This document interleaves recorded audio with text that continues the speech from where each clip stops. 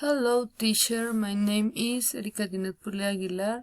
I am a student system engineer in the Universidad Nacional Abierta de Estancia, UNAD.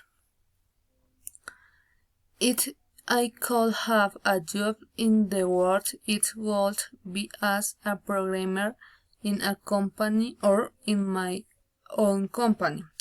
Since I want to create my own company, since it is something that I like. My last job was as a secretary in a company where it was a wonderful experience since you can learn how a company works in its different areas as well as the importance at each of them as we think it. Thank you, teacher.